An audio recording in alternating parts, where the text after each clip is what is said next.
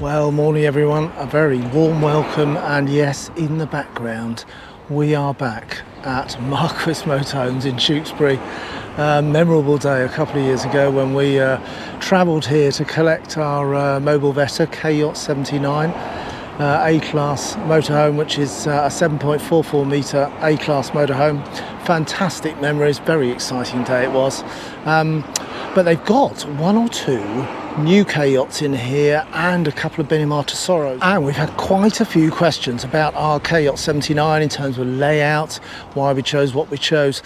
And there's a bit more detail on that on the channel. So do check out some of the films on our channel which look at our 79 in detail. But to help answer some of those questions, I thought we'd come back to Marquis Motorhomes at Tewkesbury and show you in detail some of the other Mobilvetta models. Do check across the channel for the films that we're going to bring you from here. And therefore, without further ado, we're going to dive into one of the Mobilvettas and start to show you around some of these fantastic motorhomes here at Tewkesbury. So, this is the Mobilvetta K-Yacht Tekno Line K-Yacht 59. So it's the smallest of the A classes that Mobilvetta offer at 5.99 metres. So we've gone from 7.45 to 6.99 and we're now at 5.99. So a great little compact A class with that amazing front screen that the A class offers. But obviously quite a compact size now, and it's amazing how they've configured all the interior to cram everything in there, which you'll see in a minute as we work our way around it. But obviously, even though at 5.99 it's got these lovely massive coach sort of size mirrors which go with the rear cameras up on there, which mean that even at 5.99 and 2.95 high, it's relatively easy to move around and know exactly where you are with the camera facing down at your bumpers, know exactly where you are, and a breeze to reverse and park it up. But as we go down the side here, you can see you've got your exhaust here for the Audi heating system, and then just next to it you've got a little storage area there which goes back to the right there. You've then got your freshwater inlet there, and obviously your electric hookup. You've got your fittings on the back here ready for your Fiamma cycle rack, and here as well you've got access, unlike all the other Mobilvettas we've looked at which have got side access to the toilet cassette. This has got a bathroom at the rear of the vehicle, so hence the access to the toilet cassette here. Obviously needs its lid screwed on there because it's brand new, it hasn't got it yet. That obviously pivots out when it's time to empty it, and you simply grab hold of the little clip under there and it allows it to slide out, and there's an integral handle built in there that allows you to tow it along a bit like some travel luggage. Round the near side of the vehicle you've got access into a storage stroke garage space, and if I'll just get this ladder and the carpet out so you can get a bit of an idea of how this configures itself. Right, there we go. So they've also got little retaining clips just up here, which if you pop that one off, and then this hinges out in the middle, and you can see that just comes across there and sits down there, and similarly another one that comes across and sits on that ledge there. You can see there as well you've got the back of the door where you'll see that's accessible therefore from inside, so particularly if you've got this shelf across, you can get to it easily from the door, from the internal door. That's your wet heating system, that's the sort of reservoir if you like, and the pinky colour is of course the antifreeze type product that they pop in it, and there's the pipe work that's all disappearing off around the van. Down the bottom there you've got internal lighting here. 3-pin socket which is handy if you're doing anything on the outside of the van, and then what you'll also see in here, that's the box for all your spare wheel equipment. So if you've watched the other films on the channel with the K-Yacht 86 and the K-Yacht 80, you'll know that's just your tools, the bolts, the towing arm, all those sort of bits for changing the wheel. which unfortunately, and I do say unfortunately because it should live under the front passenger seat in this Fiat chassis based vehicle, but because some of this new Audi heating system is now under there, this has now not got a home, so it has to sort of sit in the garage or indeed wherever you care to store it while you're on the move. Right, let's get those bits and bobs back in and we'll show you up the front and then inside. Right, so moving a little bit further forward, we've got the gas locker here. That's a good 2 6-kilo bottles of propane that connect into all the appliances that run on gas. Obviously you've got the ability for, when you're off grid and no hookup, to run the fridge on gas and your water and heating, so you can be self-sufficient. To your left there, that's obviously your diesel filler plus your AdBlue, because it's a Euro 6 diesel engine, this one. 2.3 litre Fiat and a 9-speed auto, which we'll see when we go into the vehicle. And then finally, a little bit more storage at the front there for your bits and bobs when you're loading up, ready to disappear to the sun on the Mediterranean. Fantastic. Right, let's show you inside. On the door itself, you've got a integral bin there, together with, there's your blackout blind that goes all the way up there, give you some privacy there. And as you come into the van, if we just got a couple of 3 switches here, if I flick those on, you'll see that that brings into being, and then this second switch here just lights up the floor there. So some really nice lighting there, recessed LEDs, a lovely blue lighting there as well, and there's some more a bit further up the cab there, which we'll see in a minute, which gives lovely sort of mood lighting in the evening.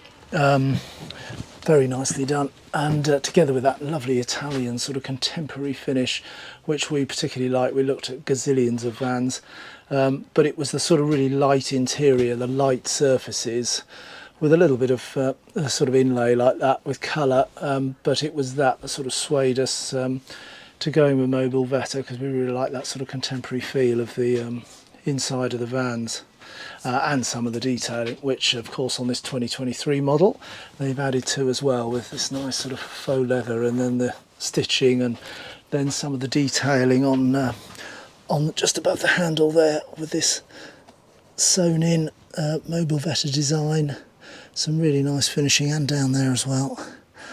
Lots of little points where they've added in some quite nice touches, together with the seats as well, which have a sort of embroidered logo there on the seats. So yeah, it's very nicely finished inside.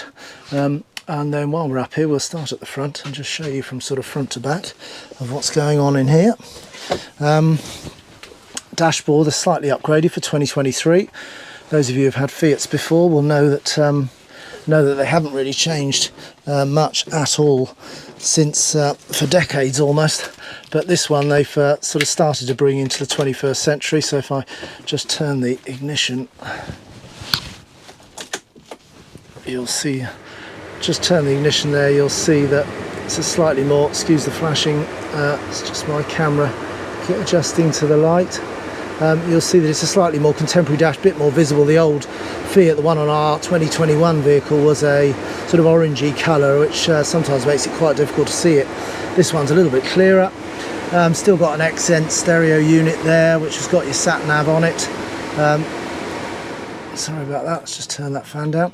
Which has got your sat nav on it. Slightly more upgraded display as well, but still a very similar setup gearing wise. 9-speed auto, and together with some different drive modes, some eco modes and what have you, but also as well the ability to shift across and to go into sort of manual with a quick shift up or down, hence the plus and minus symbol there. All the controls you'd expect on the steering wheel, from setting your cruise control and the like, to phone controls and stereo volume controls, controllable from the cab. Plenty of storage space up at the front here, but particularly with all of these A-class Mobilvettas, and indeed A-class motorhomes, this lovely expanse of glass that comes across the front here, which gives you absolutely fantastic vision. It was absolutely amazing up in the mountains of the Alps to have such an incredible panoramic view of all those incredible sights. In fact, head to our channel and you can see some lovely films of the Alps that we did when we were out there for 6 weeks this year, touring down there. Absolutely beautiful, and certainly benefits those views from this amazing panoramic look you get from the glass all the way around.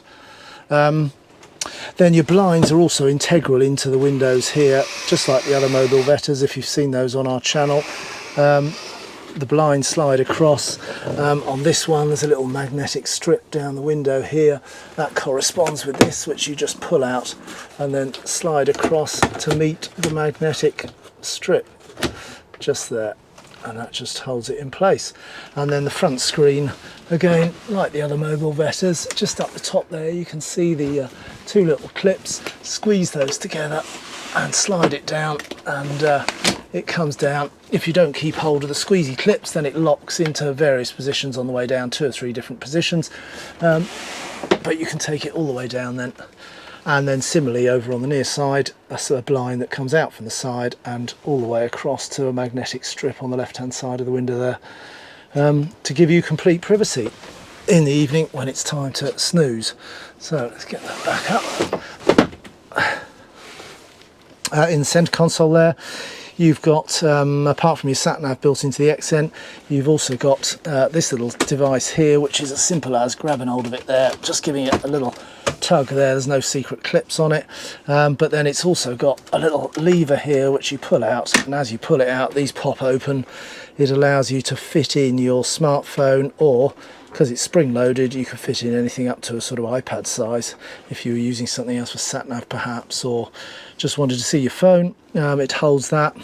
If you put the lever back in, then these click shut, and then this is like a clipboard, so if you wanted a MacBook on there or the like, it would give you the option to have that. You've got along here as well, you've got plenty of storage over the passenger side. Got your standard glove box at the bottom there. You've also got another little nook and cranny up there with some USB connectivity. That's for a sort of memory stick where you can plug directly into the stereo unit, which helps you update the mapping on there, and but also to play music as well if you wanted to. Over this near side you've got, just with a little press down on this, there's that nice lovely sort of LED blue lighting as well, which is a really nice effect like that. But you'll see in there as well, you've got some of the Audi heating system in there, so plenty of warmth coming into the front of the vehicle here. Drinks holder there, more storage sort of shelf space there, together with your speakers and a little storage cubby there. And right round the back there you can just see the lever moving round the back. That's your bonnet release, which they've hidden away down the back there. Down the base there you've got your more drinks holders. Under this hatch here you've got your vehicle battery for your starter motor and all that, the engine battery, as opposed to under this seat there, which is your habitation battery. Under there you can just see the heating systems under there. Under here is where that black box in the garage with all your tyre change stuff used to slide under there, but they've replaced it with some more heating stuff, which is why that is in your garage. Obviously these seats drop down, they've got these armrests both sides which are lovely and comfy, and you can, with this button there, you can change the angle or change the angle of where these armrests finish for maximum comfort. So very nice indeed. While we're at the front here as well, I'll drop these down because up above us is our double bed, and so we're just, by turning this, we can lower these seats down. Right, there we go, seats down. Let's just pop that ignition off. And so it's as simple as, you can see like a seatbelt type attachment there, which when you're underway you obviously clip that together to stop any of this dropping down. Big gas struts on both sides, so as you start to pull it down, just keep it under control as you pull it down, and then lower it into position, and there you've got your double bed. In fact, we just take this out of the way for the minute.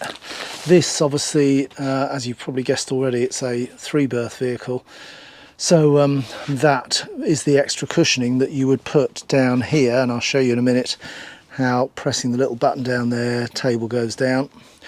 which helps it to come into its bed mode. But if we just move that out of the way for a minute.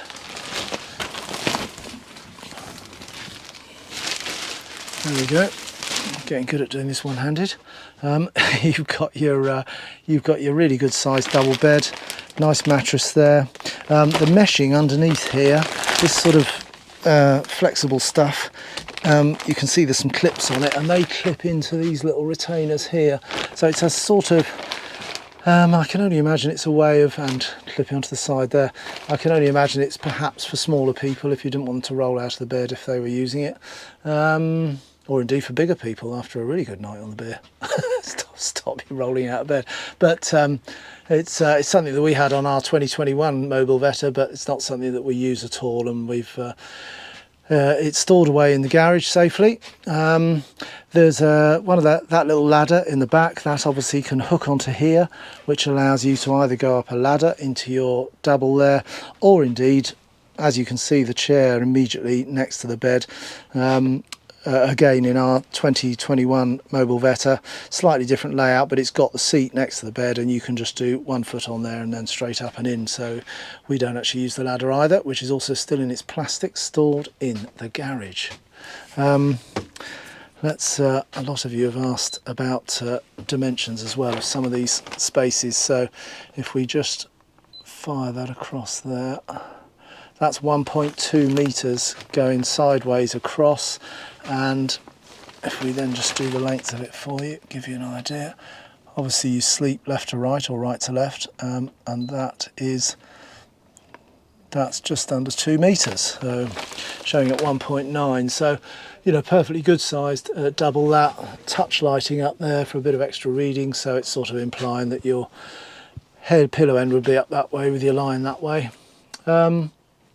And then of course up there as well, those are like little ledges with a little lip there, so you could store stuff up here. And then just to the rear of those, on both sides, you've got this sort of aircraft style lockers, which also have these little clips built in that you press that down when to release the cupboards, so that just makes sure that they don't pop open when you're going round your first roundabout and all your worldly goods end up in the middle of the van on the floor. Those are those bits. So we'll get this back up. Again, it's a bit like taking it down. Just give it a tug backwards, and the gas struts then help you to take the weight and take it back up to the roof. Okay, so this is an area hiding 1 or 2 bits. So what we'll do is, first of all, the table itself. This has got a little clip under here that allows the table then to slide towards me all the way to the seat I'm sat on, which then makes it a big dining space. But it also allows, just move out that space so you see you can have the table right back there. And across that way, so plenty of manoeuvrability on that. And then the button on the floor is what allows you to lower it into position. So what we'll do, we'll take the cushions off here because there's storage spaces under here which I want to just briefly show you. I'll get this cushion back up on the bed and see you in a moment. So that's the cushions off on this side of the van. You can see there's 1 or 2 bits and pieces that we can have a quick look in. This one over the front here, that's the top of your Audi heating system. That's the boiler itself. I remember seeing the exhaust that was on the outside of the vehicle.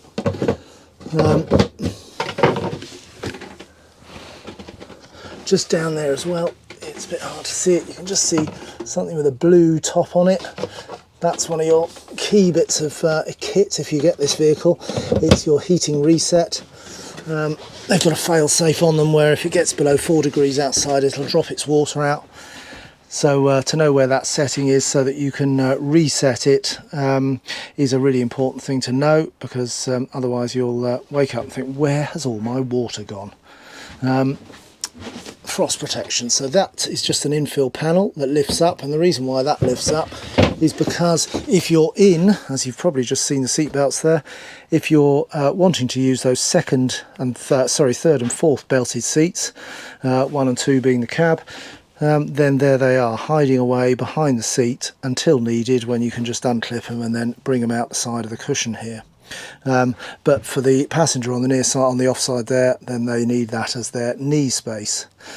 Otherwise, it just would, that panel would just stay on there, and that's obviously then the base for your cushion. Under here, you've got your freshwater tank. There's another piece of it there. This is the main bit though, because that allows you access to your tank. You've obviously got the filler on the outside of the van that we saw earlier when we were outside. In fact, there's the filler tube coming in. There's your all-important water pump, which takes it to the showers and to the sink and the heating system. And then in here you'll see as well, there's actually two bungs. These lift up. As you can see there, they lift up these handles. So there's two. One is if you're full of water and about to move off and don't want the extra weight, you can lift this higher one up, and it takes you down to about 20-25 litres that you could then perhaps travel with. Or if you wanted to completely drain the tank, then you take the one on the left, the lower one, and open the bung that way, and that allows you to completely drain down the system. Perhaps if you're wintering or the like. Right, that's that one off, and let's just pop these cushions off. There we go. So a couple of little cubbies, one little storage pocket there. There we go. And this one has got, of course, some of the magic of the habitation area. There's your big 85 amp hour, 95 amp hour, I was right the first time. Habitation battery, AGM style battery, which connects obviously to the battery chargers, but you've also got access to some of the fuses which run a lot of the devices here in the van, in the habitation area of the van particularly, all of which in your manual are numbered and labelled, so if you get any problems you know where to go looking. But there is another set of fuses which I'll show you in a minute, which are also important ones to know in case perhaps you trip the socket or you overload the van, then one of those will pop off. Okay, so let's get these cushions out of the way and I can briefly show you how that bed works. And there we go. So by pressing the pressing that foot pedal there, you can see you can get the bed right down to that level, and then those cushions that we saw stowed away up there, they obviously fit into this area and provide that third berth space. So the lockers carry on along the top here, plenty of storage in those, and similarly over the top here you've got a little locker here which gives you access into not only a bit more storage, but you've got your TV booster there, you've got your solar controller there, and you've got your TV aerial here, which is just to loosen off the collar here. This pushes up to its stop point there, and then with a little app like something like Antenna Finder on your phone, which tells you where to point the aerial, you can then rotate the aluminium part of it so that it points where you want, and then very occasionally you might get a signal which requires the aerial on the roof to be turned from horizontal to vertical, and the way you do that is this bottom section, this sleeve, turns, and that is what turns the aerial on the roof 90 degrees, so it's horizontal rather than vertical. Don't forget to bring your aerial down when it's time to move. Just on the side of the cupboard there, that's your TV point. You can certainly chat to the team here at Marquis, who will sort you out with a very nice TV that will fit there together with its power supply, 12 volt or 3-point. And then up here you've got your van controls. If you've seen our other films of some of the other Mobilvettas here in Tewkesbury, then you'll recognise that it's a simple touchscreen with a menu of options as you'd expect, with settings for date and time. iNetX there, that's a way to connect the running of the heating and the water to your phone so that you don't have to fiddle with all these controls. You can do it straight from your phone, which is a good system. We've got a similar one on our K-Yacht 79. If you want to know a bit more about that, check out the channel. There's a fair bit of info on there about how to connect it. And then each of the one there, resources, gives you information about your battery and water and things like that. When you come for a handover here at Marquis, they're absolutely brilliant with that. They'll take you through everything, all the systems, how everything works here. Steve's an absolute star here. at Tewkesbury and knows what he doesn't know about Mobilvettas isn't worth knowing. So you'll be in good hands. If you come to collect your van here, you'll be told and taken through all of these options. And incidentally, if you do go through the handover, video it on your phone or something like that, because you'll then want to watch it when you get back. Or of course you can watch Motorhoming Adventures films. So here's your heating supply. That's your all-day controls there, all-day heating. And again, it gives you functionality there on the fan speed, the temperature, and all those things you'd expect from heating controls. Again, that could be on your smartphone if you've linked it via the iNet for Bluetooth connectivity only. Okay, that's that. This switch over here, that's for your grey water tank. Obviously, as we've talked about, the frost protection on the boiler system there, it's also an ability that to keep a little bit of heat in your grey water tank. This will take over 100 litres grey water, 120 fresh, over 100 grey. So to prevent any problems freezing and that, you've got the ability to put a little bit of heat into it. That's nice as well, isn't it? Look, little lighting going around that, bit of detail around that mirror. Very nice too. Fridge freezer is absolutely colossal, so probably all you could possibly want to squeeze into there. Freezer section there, and then under the floor as well, which we use for sort of non-perishables. Another little storage compartment there. Put all your contraband scotch and gin in there. And then to the left of the fridge freezer space, hanging rail there for your wardrobe space. Together with under here, a little bit more storage. There we go. Over this side, the kitchen galley area, got obviously a mixer tap. You've got this little section here which lifts off and reveals your sink. All that on for a bit of extra workspace. Induction hob, which is great. Some of the UK sites, although, and quite a lot of the European sites, run as low as 6 amp. We're obviously 16 amp in the UK. So, as I say, if you have too many electrical things on at once, for say a 6 amp connection, then you may get the occasion where you pop the fuse because you're putting too much power for it. If that's the case, down under the cooker here, there is some of the main fuse board there. One of those will probably be in the down position. If they're all in the correct place and you've still got no power, then just follow your hookup lead back to the post, and they've probably got very similar switches. One of them will probably be in the wrong position. Simple as that. Reset it, no worries. Also under there you've got your all your gas taps, isolators for all the different devices, heating, cooker, external barbecue, boiler, you name it. So you can individually isolate the gas appliances. Not something I've done in my van. We just merely switch off and isolate from the bottle itself, but it's there if you need it. A little bit of storage to the side there. And then to the other side of the cooker, which incidentally is a gas cooker, a gas oven I should say.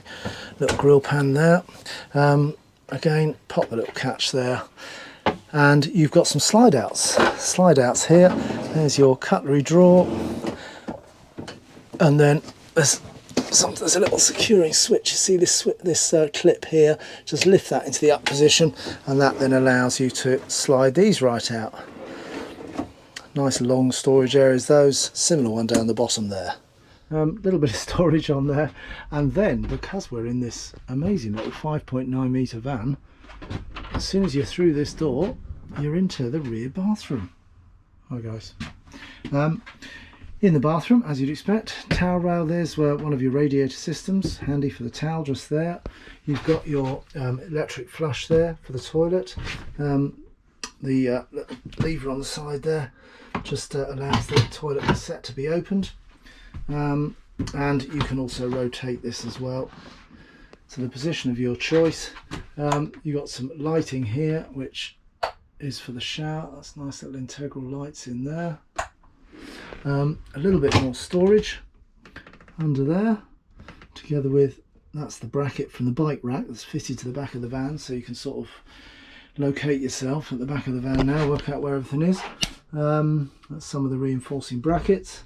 Toilet roll holder built in there, and the door. And this too is a little bit more storage for your bathroom bits and pieces. Lighting up there, so again you can see some nice recessed lighting, LED lighting together with that recessed LED shower lighting, so a nice finish. And there of course is the door that gets you back to that cupboard that we saw from outside, from when we had the garage open. So it's I mean, we've stood sort of right at the back of the van now, so you can now start to see that 5.99 metres. Really good little compact size, and sort of very well squeezed in. You never think you were in something that was sort of a metre and a half shorter than the first one we were in, the 86. So very cleverly done, that little fly screen that comes across your habitation door there. But that is the K-Yacht 59, a full metre and a half less. But I think you'll agree it packs a lot in there, doesn't it? Nice styling, no height restrictions when you're in there to wander around. That lovely panoramic view at the front. Obviously more competitively priced, of course, than its longer big brother and sister. But certainly that lovely interior, offering some really nice styling, some lovely vision out the front in that A-class style of panoramic windscreen. Let's just show you a little bit of the detail on the side here. There you go. So there's that 5.99 metres, 2.35 wide, which just about every van is. 2.3 to 2.35 and 2.95 high. Again, that's just about every van as well. But there's that really key stat. So a lot of the vans that are this size, 5.99, would often be a maximum, that the MTPLM, that's a mouthful, maximum total permissible load mass. A lot of them would be 3,500 kilos, the vans that were a comparable size. So that's the huge plus of this, is that you've got therefore that massive 1,000 kilogram payload. Because one of the key things, you know, that MRO, mass in running order, that's a really important figure to understand. I've popped a film on the channel about when we went to the Weybridge and talked through some of these terminology, but to give you an example, the mass in running order, which then the difference between the mass in running order and the total weight is what gives you your payload. That's sometimes only 300 or 400 kilos, whereas of course this is 1,000. And 300 or 400 kilos, the mass in running order is worked out with only one person in it, with minimal water in it, with sometimes with a full fuel tank accepted, but no other luggage, no other passengers. So as soon as you start adding one passenger, or of course more than one, as soon as you run with full AdBlue, full diesel, and then put all your stuff in it, that 200 or 300 kilos can very quickly disappear, and you know, you get left with the problem that you're overweight, therefore probably not insured, and all sorts of issues.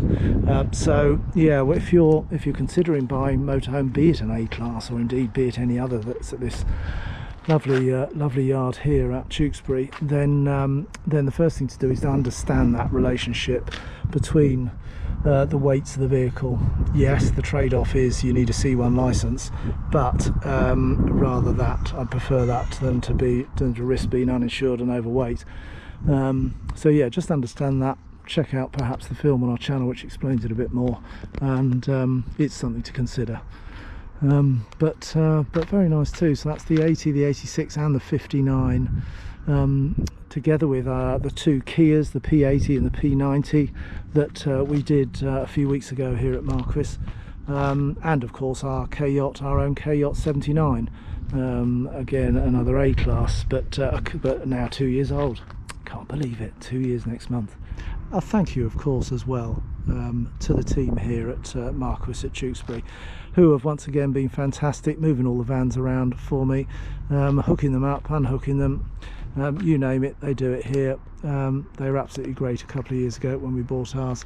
So if you're nearby or fancy a trip out, come over to Tewkesbury, spend the day here and meet the team here at Marquis Motorhomes. So check out those other films if you want to know a bit more about the Mobilvetta range. But thank you, as always, for watching our films, for commenting and for liking and for asking questions. We love that, so please keep that coming.